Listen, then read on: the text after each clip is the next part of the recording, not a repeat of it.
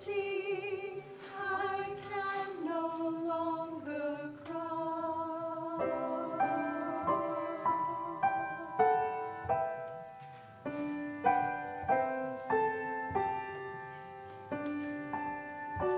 My lips have fallen silent, my prayer is but a sigh.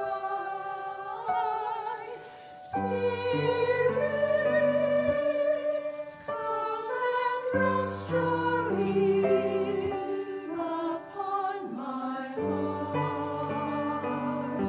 Oh, come and hear my wordless prayer, my silent plea, and take them far away from me. Take them from this heart of mine to the Father's heart divine. Speak in tones unknown to man, that God may hear and understand.